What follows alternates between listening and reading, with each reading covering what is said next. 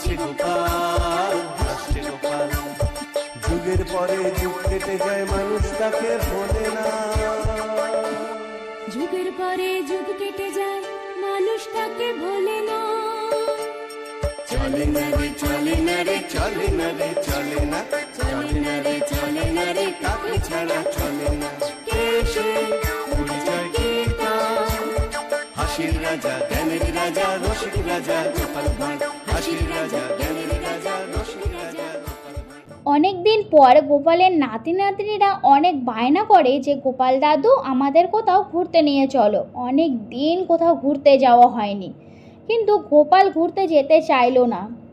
নাতি নাতনিরা তেমনই নাচোর বান্দা, গোপালকে ছাড়লই না। বিরক্ত হয়ে গোপাল বলল, আচ্ছা বাবা ঠিক আছে, আজকে তোদের ঘুরতে নিয়ে যাব। তোরা তোদের বাড়িতে গিয়ে বলে আয়, না হলে আবার চিন্তা করবে। নাতি নাতনিরা তখন যে যার বাড়িতে গিয়ে বলে আসে। তারপর গোপাল এবং নাতি নাতনিরা সবাই মিলে একটা গরুর গাড়িতে চেপে ঘুরতে গেল। কিন্তু মাঝ রাস্তায় খুব ঝড় বৃষ্টি শুরু হলো। গরুর গাড়িটা দুলতে থাকলো। ন্যাপলা বলে উঠল, ওরে বাবা কি বাতাস দিচ্ছে, পুটি বলছে, কি ধুলো, চোখে কিছুই দেখতে পাচ্ছি না। গুলটে বলল, ও গোপাল দাদু, এবার তো মনে হচ্ছে গাড়ি শুদ্ধই উল্টে যাব। গোপাল জোরে জোরে বলতে থাকলো, ধরে থাক ধরে থাক, সবাই গাড়িটাকে বেশ করে চেপে ধরে থাক। আমারও মাথাটা যেন বন বন করে ঘুরছে, ঝড়ে কোথায় উড়িয়ে নিয়ে গিয়ে ফেলবে কে জানে। তোরা কিন্তু সবাই সবাইকে শক্ত করে ধরে থাক, ছাড়বি না। কিছুক্ষণ পর ঝড় বৃষ্টি থেমে গেল, কিন্তু ঝড় বৃষ্টি থেমে যাওয়ার পর দেখে তারা কোনো এক নতুন গ্রামে নদীর পাড়ে, আর গরুর গাড়ির গরুটাও পালিয়ে গেছে। গোপাল তো ভাবনায় পড়ে গেল, এই ছোট ছোট নাতি নাতনিদের ঘুরতে এনে কি বিপদে পড়ে গেলাম। কিছুক্ষণ পর একটা লোকের দেখা পায় এবং তাকে জিজ্ঞাসা করে, কৃষ্ণনগরটা কোন দিকে পড়ে? সেই ব্যক্তি কিছু না বলেই সেখান থেকে চলে যায়। তারপর হঠাৎ একজনের চিৎকার শুনতে পায়, বাঁচাও বাঁচাও। তারপর গোপাল এবং নাতি নাতনিরা মিলে সব ওই লোকটাকে বাঁচায়, কিন্তু সে নদী থেকে উঠে এসে বলে, আপনি কে হে পেট মোটা, আমাকে বাঁচালেন? আপনি আমাকে না বাঁচিয়ে তো আমার মোহরগুলোকে বাঁচাতে পারতেন। এই বলে লোকটা চলে গেল। ন্যাপলা গুলটে পুটি বলল, দাদু এই লোকটা তো তোমাকেই কথা শুনিয়ে দিয়ে গেল, এখন তো মনে হচ্ছে উদ্ধার করাটাই ভুল হয়েছে। গোপাল বলল, মানুষকে বিপদ থেকে উদ্ধার করাই তো মানুষের কাজ, তাই না? কাজটা আমরা ঠিকই করেছি, বুঝলি? তবে এটাও বেশ বুঝতে পারছি যে গ্রামের লোকজন বড্ড গোলমেলে। তারপর হেঁটে হেঁটে পথ খুঁজে খুঁজে কৃষ্ণনগর চলে আসে সবাই। তারপরের দিন গোপাল রাজসভায় যায় এবং এই গ্রামের গল্প গড়ে, আর তা শুনে মহারাজ ওই গ্রামে যেতে চায়। গোপাল মহারাজকে নিয়ে যেতে চাইলেও মন্ত্রী গোপালকে কোনো মতেই যেতে দেয় না। তারপর গোপালের কাছ থেকে জেনে নিল কোন দিকে যেতে হবে। আর তারপরের দিনে সকাল সকাল মহারাজ এবং মন্ত্রী মশাই বেরিয়ে পড়ল।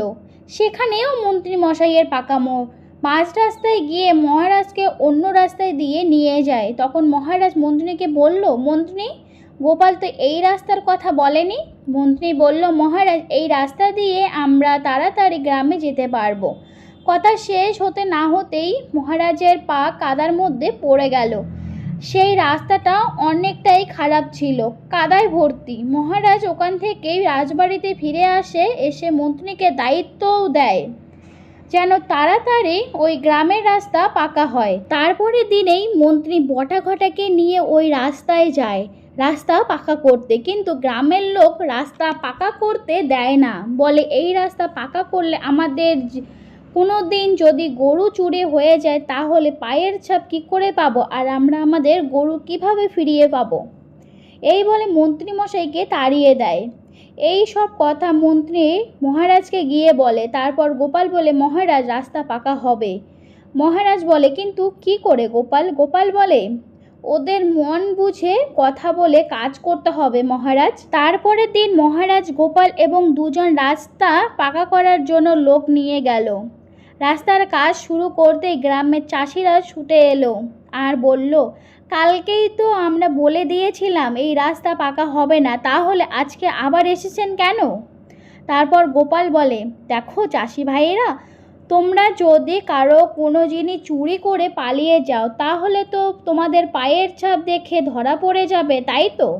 আর পাকা রাস্তা হলে চুরি করলেও কেউ ধরতে পারবে না। তারপর চাষিরা বলে উঠল, ঠিক ঠিক, আপনি একদম ঠিক কথা বলেছেন, প্রাণ যায় যাক আমাদের রাস্তা পাকা হতেই হবে। মহারাজ তখন গোপালকে বলে, সত্যি গোপাল, তোমার এলেম আছে বটে। গোপাল বলল, কেন মহারাজ? আমি তো আগেই বলেছিলাম মানুষের মন বুঝতে হবে, তারপর সেই অনুযায়ী কাজ করতে হবে। তো চলো বন্ধুরা, গল্পটা এই পর্যন্তই। গল্পটা কীরকম লাগলো বলো, যদি ভালো লাগে তাহলে অবশ্যই লাইক কমেন্ট করে দেবে আর সাবস্ক্রাইবটা অবশ্যই করে দেবে। দেখা হচ্ছে নেক্সট কোনো গল্পতে। টাটা।